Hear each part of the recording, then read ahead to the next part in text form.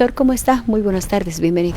Hermana Nancy, hermano Freddy, buenas tardes. Como todos los días lunes, nos toca hablar de temas legales, pues como acabas de mencionar, vamos a tocar un tema que es de asistencia familiar. Ojo, ese es un tema que tiene bastante carga procesal, ¿no? Es carga procesal, no solo aquí en la ciudad del Alto, en la ciudad de La Paz, igual en el juzgado de Zona Sur, igual, no solo a nivel nacional, este es el proceso que más contiene, que más carga procesal tiene, ¿no? Entonces estamos para tocar sobre la asistencia familiar, la ley 603. Claro que sí, doctor, y también es un tema que preocupa, tomando en cuenta que existe irresponsabilidad por parte del padre, ya sea o la madre de familia, no, porque tienen que cumplir con los hijos y lamentablemente no lo hacen y por ello tienen que verse envueltos en una serie de procesos precisamente por este tema, doctor.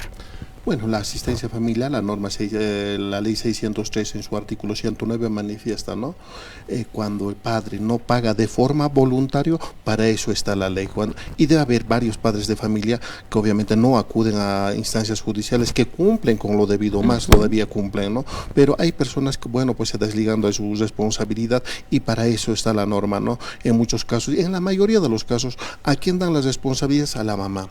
Pero en muchos casos también hay papás pues que cumplen esa función, ese rol, cuidando a los hijos. ¿Quién deja la responsabilidad? En ese caso es lo viceversa, ¿no? Entonces la ley le obliga, hay que entender. Anteriormente la asistencia familiar se conocía pues por pensiones, ahora es por la asistencia familiar. Para ir más resumiéndolo rápido, ¿desde cuándo se puede pedir y hasta cuándo? La asistencia familiar procede desde la que la madre ya está en estado de gestación. En otras palabras, de que cuando está la madre ya está en estado de gestación, me refiero a está embarazada, obviamente ya tiene derecho de pedir la asistencia familiar, pero obviamente ahí no se va a saber, no va a haber certificado de nacimiento, no va a haber otras pruebas si es varoncito, mujercita, ni los datos correspondientes.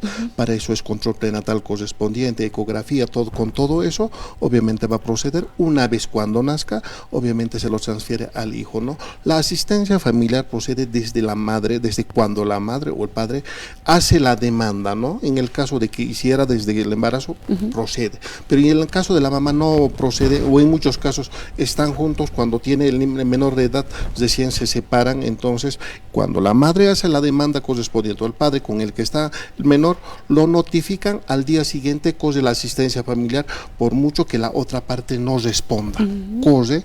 Entonces es hasta la edad de los 18 años de edad, en el caso, estudia o no estudia, hasta la edad de 18 años, pero en el caso de que estudie y demostrara y se presentara, bueno, pues se tiene que ir hasta 25 años de edad. Pero en el caso de que cumpliera a la edad de 23 años, entonces ahí termina la asistencia familiar. No puede buscar como un pretexto, ahora otra carrera ya también estoy estudiando, me tienes que seguir manteniendo porque es hasta 25. No, con la primera carrera se supone que se puede autosustentar todos las necesidades económicas que la otra parte tiene. Y en el caso específico de aquellos hijos o hijas con discapacidad, doctor, se hace la evaluación de la discapacidad dependiendo a qué grado no esté, para que continúen dándole el tema de la asistencia familiar, porque algunos tienen alguna discapacidad pero no sobrepasa el 50% y puede de alguna manera solventarse, pero hay casos extremos en los cuales no puede, doctor. En este caso, cuando hay una discapacidad permanente, hay una enfermedad que en muchos casos es, por ejemplo, voy a poner un ejemplo, ¿no? Síndrome de Down, casi es lo común. En ese caso, cuando hay esas clases de personas, cuando, bueno, pues no pueden valerse por sí mismos, eso es de por vida, pero no simplemente hablando, eso tiene que acreditarse con una certificación correspondiente. Hay que entender que en materia familiar es de puro derecho. ¿A qué me refiero? Todo es con prueba, no se puede argumentar, me indican que está enfermo, no, es todo con todas las pruebas correspondientes. En este caso obviamente que sí procede, o sea, toda la vida. Entonces en el caso, porque ya está pues diagnosticado que tiene una incapacidad permanente, entonces va a proceder pues hasta que muere, en otras palabras, hasta que fallezca, toda la vida. Entonces en eso consiste la asistencia familiar. No solo pueden percibir los beneficiarios, también aquellos papás que cumplen los la edad de los 65 años para adelante, igual pueden pedir la asistencia familiar. ¿De quién? Ahora de los hijos ya también. Aunque esta ley es un poco desconocido, pero no es nuevo. Eso ha salido con la ley 603, ha entrado en vigencia el 2014, pero muchas veces desconocen esto, ¿no? Pero muchas veces también los papás obviamente no son capaces de cobrar de la asistencia familiar porque están de forma, o sea, hay, como le digo, hay una comunicación de forma directa. Pero esto va a aquellos hijos que no, pues que se olvidan de sus papás, que se olvidan de la mamá cuando la edad de 65 años, ellos ya no pueden, pues ya no pueden generar recursos económicos. Cuando hay esa necesidad, obviamente todo el derecho de pedir la asistencia familiar incurren, para eso tienen, ¿no? La ley les faculta, pero en muchos casos a la edad de 65 años, en muchos casos ya llegan pues muchas veces con, como le digo, con una jubilación por un trabajo, ¿no? Hay ciertas circunstancias que no, pues que no quieren pedir la asistencia porque tienen más solvencia económica, pero en el caso de que se quieran, tienen todo el derecho para solicitar la asistencia familiar porque la ley se va a otorgar. Y para ir terminando, doctor, ¿cuánto se debe pagar de asistencia familiar? ¿Es por hijo, hija? ¿Cómo es el tema? La asistencia familiar obviamente no está especificado, ¿no? Es de acuerdo al ingreso económico del papá y también de acuerdo a la necesidad que tiene, ¿no? Pero una persona que no trabaje no puede decir, yo no trabajo. Entonces, para eso, para aquellas personas que no trabajan o para aquellas personas que trabajan y tienen salario mínimo, eso está establecido a 550 bolivianos. No puede haber asistencia menos de 550. Eso es, pero no es para todos, ¿no? Para aquellas personas que no trabajan, pero se tiene que demostrar los ingresos, pero si el papá trabaja y tiene su ingreso económico de, pongamos, de 10.000 bolivianos, eso se lo tiene que demostrar, también la necesidad se lo tiene que demostrar, de acuerdo a eso, pues solicitarán 1.000, 2.000 bolivianos, también por ahí el hijo está en una unidad educativa privada y entonces se quiere generar recursos económicos, entonces de acuerdo hace la valoración. En el caso de que es 550, lo mínimo, cada año se debe de actualizarse, no se debe actualizar, y esto es más fácil, ¿no? Se emite un memorial, con eso lo van a pues, hacer el reajuste correspondiente. En el caso de que hace años lo han movido y está, pues pongamos el ejemplo, el 2009, entonces en ese caso estaba 280, pongamos el ejemplo, y no han venido actualizando, entonces fácilmente hacen el desarchivo y pueden solicitar la actualización correspondiente. Ahí está, hermano Freddy, también ese tema que no nos debemos dejar también de lado, hermano Freddy. No, hayuka gilat kuyakana churuna kanja, hayuka asistencia familiar hanuka pensión hayuka untatarakiwa.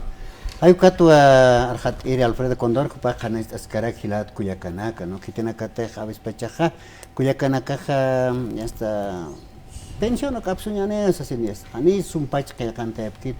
Hayukas homologación a kamsaran tatanyapa abstañataki sasina kanas orakis askiwa gilat kuyakanaki wasanaka jama arhat irimpe y hasta chicas asina pues están yanap sin, no jamate doctor Alfredo upaja yanap askarakiwa askin jama ukaja wawanakaja kolke katok tapanyapata kunate kuyakanan si wawakanajai alakat hutkarakchitej, no ya tukat aukis awis pachajato haitano kuaj anukaj kuyakas haitano kuaj ayukat jakunts mankan wawanakaj y si pasti, no ya te cañ utaru saray munaraki ayukai jamata kupanakaj payap janyapa sasinsa.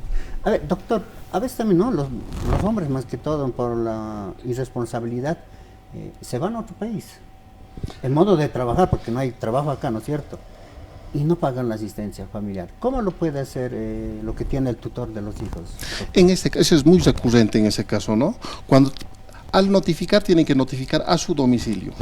¿Cómo lo van a saber? En el caso de que no hay, para eso es certificado de SEGIP y CERESI donde ha votado todo eso, ¿no?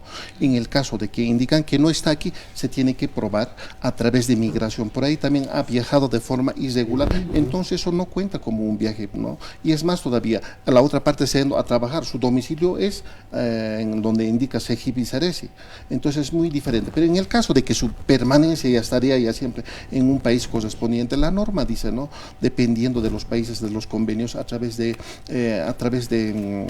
las embajadas, aparte, todo eso tienen que realizar, pero no es fácil, no es fácil correspondiente en el caso de que llegaran a acuerdo a eso correspondiente, entonces a través de las autoridades que es a nivel internacional tendrían que acudir a eso, pero es muy poco visto eso, es muy poco visto, en muchos casos pues muchas veces la persona quien está obligado para evadir su responsabilidad. Viajan, pero de forma ilegal. En el caso de que fuera ilegal, tienen que notificarlo al domicilio correspondiente, no pueden notificar porque se supone que el otro domicilio es laboral y no es pues domicilio real, entonces lo tiene que notificar en domicilio real y es pleno validez.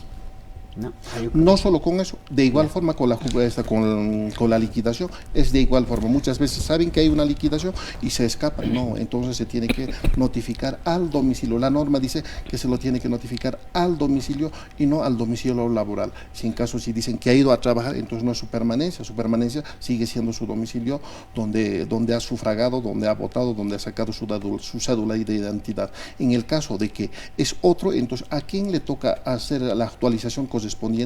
Es pues a la persona quien ha registrado. Entonces pleno validez tiene el certificado de CERESI y el certificado de CEGIP. No, a veces también ocurre, doctor, ¿no? Por ejemplo, dicen la notificación es en la calle, digamos, Julio César Valdés sin número. ¿Esto cómo lo identifican, doctor? En el caso se tiene que agotar. En este caso, en muchos casos, muchas veces en Santa Cruz hay. Con comisión instruida tiene que ir. En el caso de que no se identifica, entonces recién se tiene que notificar por edicto. Antes era un costo tremendo porque tenían que ser por escrito y circulación a nivel nacional. Ahora ya no, se tiene que solicitar el edicto a través de plataforma virtual del órgano judicial, tiene pleno validez. Pero se tiene que agotar, no simplemente se puede decir, no tiene domicilio, desconozco directamente al edicto. No, tiene que haber una certificación de CEGIP. También en el caso de que no hay, el oficial de diligencia tiene que acreditar si realmente no existe, no hay una ubicación exacta. En este caso sí va a proceder para notificación por edicto y para proceder. De lo contrario sería pues la forma de evadir una responsabilidad que los menores tienen. Hay como que ya canansi, ¿no? Con una teja despachajayuca ya está. Hani ya payoñeta que hay como no ya sarwa hap hanuka ya está. Utat makiptab ya kautar sarhap tu gacha. Hani no me lo nequetes. Takasip karakiuka, ¿no?